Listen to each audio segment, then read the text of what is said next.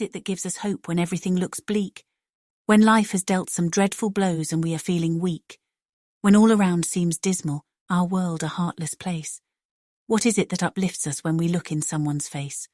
What is it that makes all things right when all around is wrong? Enables us to try again, gives strength to carry on, aids us through our troubles, conquers all our fears, manipulates emotions from birth to latter years, makes us caring human beings created from above, God's gift to all the human race, the gift of how to love. Hey, and welcome to Jan's Views on Crime. Today I'm going to be covering this awful story that took place in Southport in the UK 2 days ago. 5 children and 2 adults remain in critical condition in hospital as police question a 17-year-old over the stabbings. These 3 little angels that you see before you are the young victims of what was nothing more than a brutal attack on young girls who were taking part in a Taylor Swift workshop in the school holidays. The 3 little angels were called BB King, who was 6, Elsie Stankham, who was 7, and Alice Da Silva Aguiar, who was 9. Please send your prayers up to them and also to the people that will forever live with the memory of such a heinous crime that unfolded before their eyes.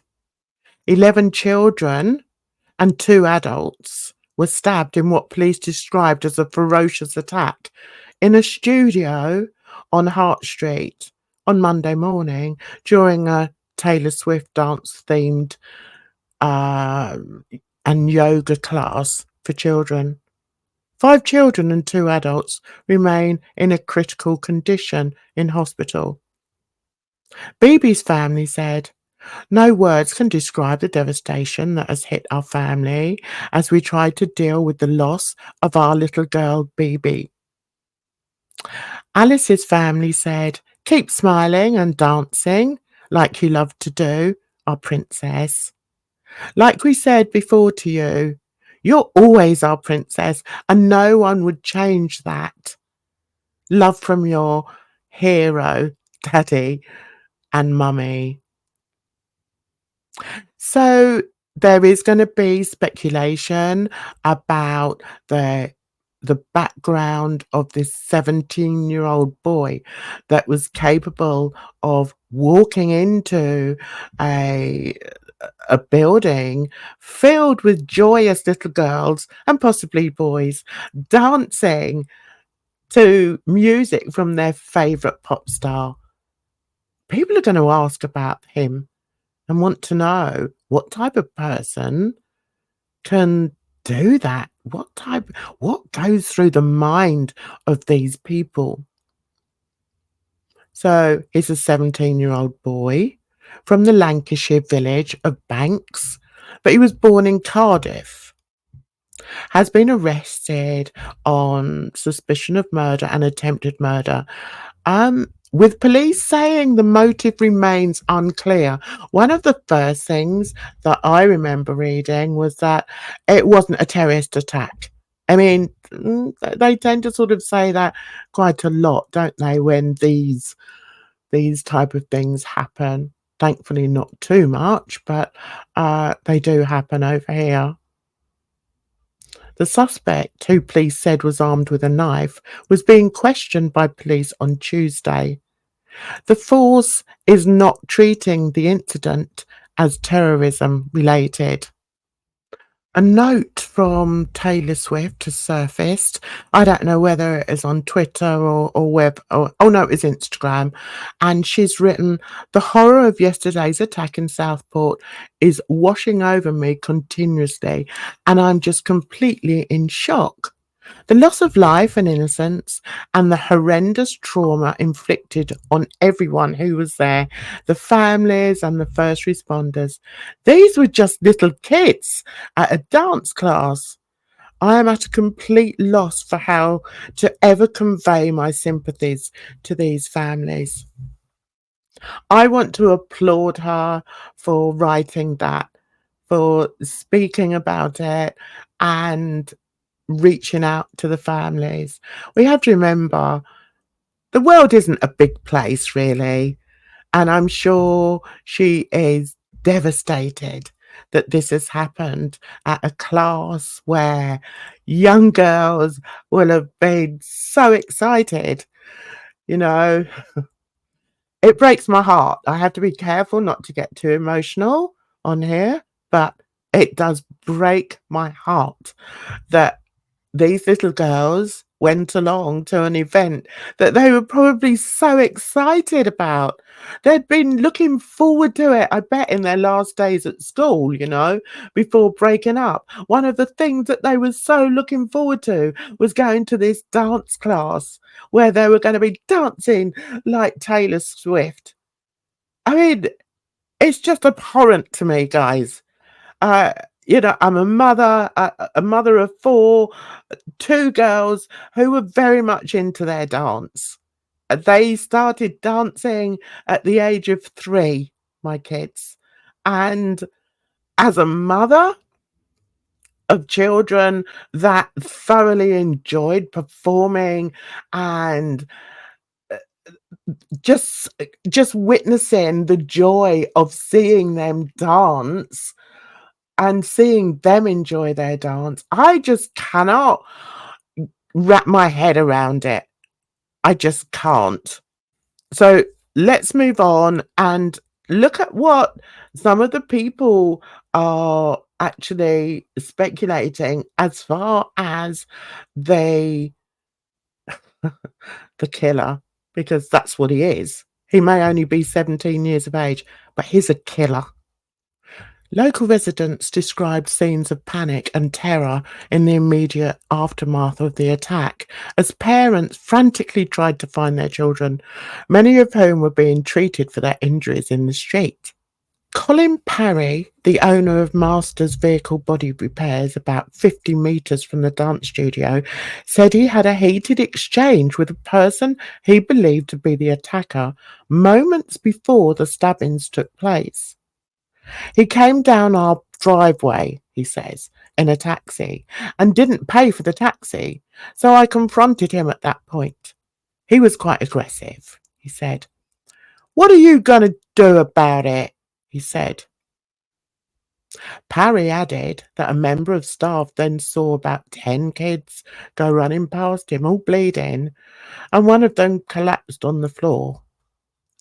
ITV News has published footage of a masked individual pacing in front of a house they saw, or they say was later raided by police in Banks, a village about 5 miles from the scene of the attack. Now, Banks is said to have been the place where the killer lived. The teenager, held on suspicion of murder and attempted murder over the Southport stabbings, was an introvert who learned karate as a young kid, former neighbours have said. The 17-year-old boy, whose family moved to Britain from Rwanda, was born in Cardiff and moved to Southport 10 years ago. The semi-detached property where the suspect lived with his parents in the village of Banks, 3 miles from the scene, remained sealed off on Tuesday. Neighbours said the teenager rarely left the house, with one saying he had seen the boy getting in a taxi shortly before the attack. "In all the time I've lived here," says the neighbour, "I have never spoken to the lad. I've never seen him out on his own. I think I've probably ever only seen him on 2 or 3 occasions. They just seemed like a normal family. They were quiet. The dad would say hello and how are you? That sort of thing." I knew the parents were from Rwanda. They spoke English. They were an ordinary couple struggling to make a go of things here. I would speak to them over the garden fence, but didn't get to know them well. They were renting here for about 18 months to 2 years. The youngest boy hadn't started school, but the older one was at the primary nearby. The eldest boy would be kicking footballs, running around screaming, but the youngest was quiet. He was very young.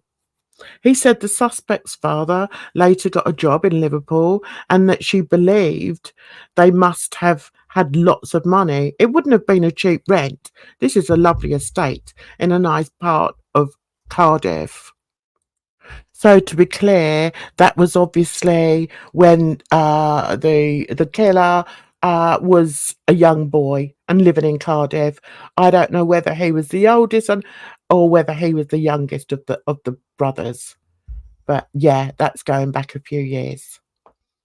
A 51-year-old teaching assistant who lives opposite the family's former home, so that would be in Cardiff, told of her shock at discovering the horrific stabbings had a link to her quiet close in North Cardiff. I remember him living there with his older brother and mum and dad, she said. It's such a shock that someone so close is involved. I didn't know the parents well, but if I saw them in the street, they would always gesture or say hello. There were no problems while they were living here. They were a friendly couple with 2 little boys. I can't believe what's happened. Of course, there's going to be speculation. I've looked online to see if I can find out anything else about the perpetrator. And of course, you're going to get the news channels putting out their bit. Can you always believe what they put out? No. Just look at the Jay Slater case. But I thought this particular one was quite interesting, mainly because of the title. Who is the Southport suspect? Frustrated Brits slam authorities for clamping down on the narrative. Is that what's happening? Are they clamping down on it? I have to say, one of my kids who I was talking to about it told me a name and we had a discussion about it. So I think the name is out there. So is this going to go the same way as the Jay Slater case? Or are we actually going to find out the truth about the perpetrator? Now, these 2 people that are on the screen in front of you, one of them is the reporter. I don't know why I put her there, but I was interested in the hashtags. So the hashtags here read crime, Southport, immigration. Interesting. And then we have the young man on the right-hand side who's a cyclist, and God bless him, he rode 17 miles on his bike in order to lay flowers for the little girls. God bless him. He is going wild with accusations and all sorts of things. A lot of people not understanding how we and other news organizations are not allowed to report, name or speculate in any way. Yeah, listen, I can understand how deeply frustrating it is for people. They think there is one narrative and it's being, as they see it, suppressed by the authorities. But in purely practical and legal terms, because this person is 17, they are regarded under law as a child. Anyone under 18 is. So they can't be named, even if and when this person is charged. That would be normally the point where the name would come out and some of the background of that individual would come out as well on their first court appearance.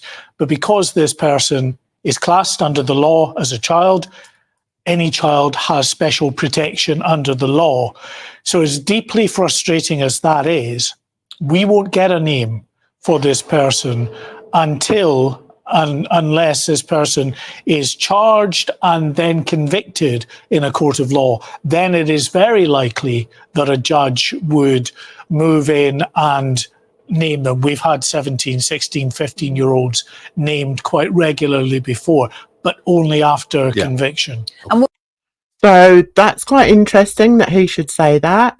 And then again, let's look. Just look at the hashtags they have chosen. Crime, Southport, immigration. Where is the immigration coming from? And then we've got some more. We've also got shock, attack. So, yeah, are they going to run the narrative again? They're going to try and run the narrative again? You know, there's a reason why I don't watch the news. There is. I like to find out what's going on through other channels. And the news just does not give that to us, guys. So let's now look at another TV channel, TV news channel called Talk TV. And let's see how they're reporting the story. We know from what little information we've been passed by the Merseyside police, who haven't named the youth in question because he's underage, apparently.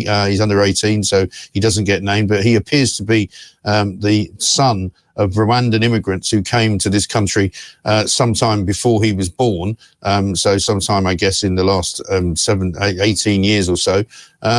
And as some of our listeners and viewers have said, you know, this is how we get rewarded. You know, you don't want to talk about these things, but I'm afraid it's unavoidable because those two other interesting cases that you mentioned also involved immigrants. And there we have it. This is how certain news groups will fill the minds of Joe Public.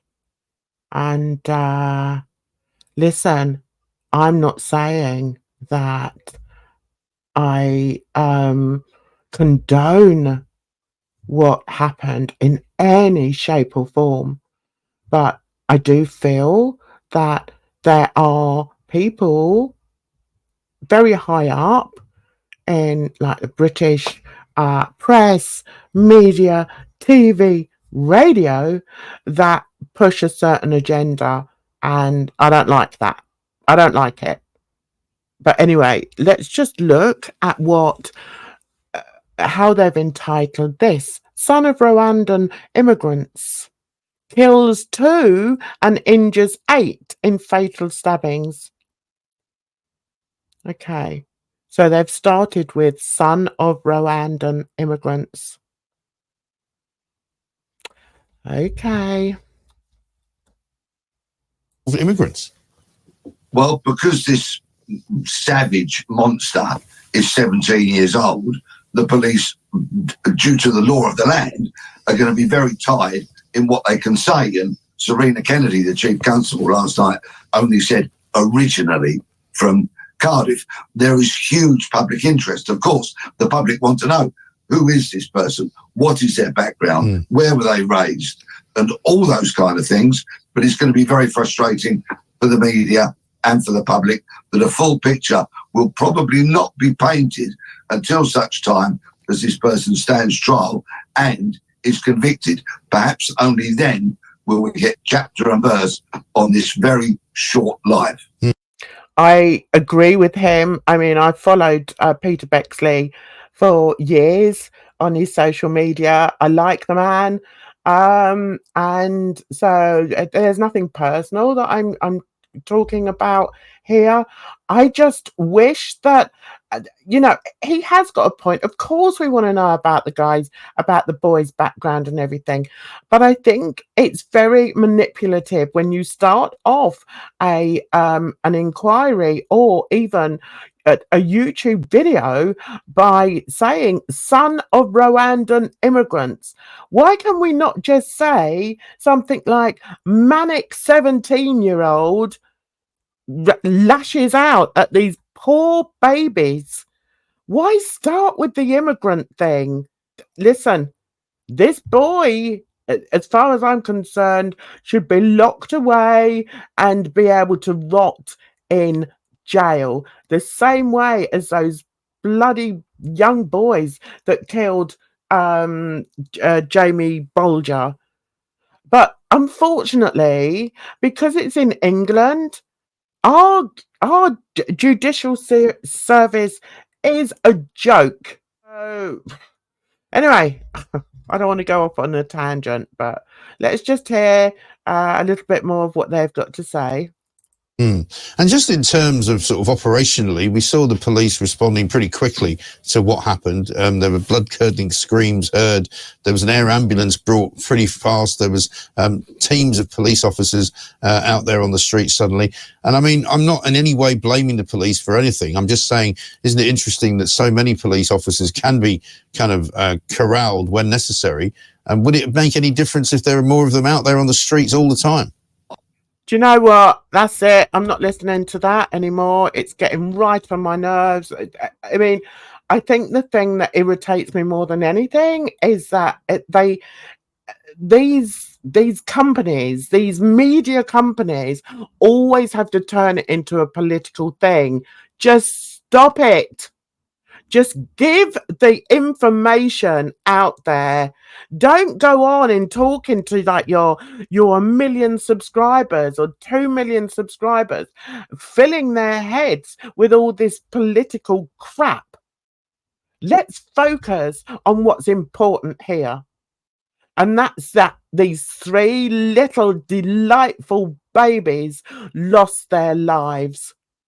It doesn't matter to me what colour the guy was. It's what matters to me is that these 3 little darlings aren't going to live a full life. Anyway, okay, I'm gonna go. I think I've lost it. We don't want that on. I just want to say I hope you like this video. I hope if you've got anything to say on it, please write it down in the comment section.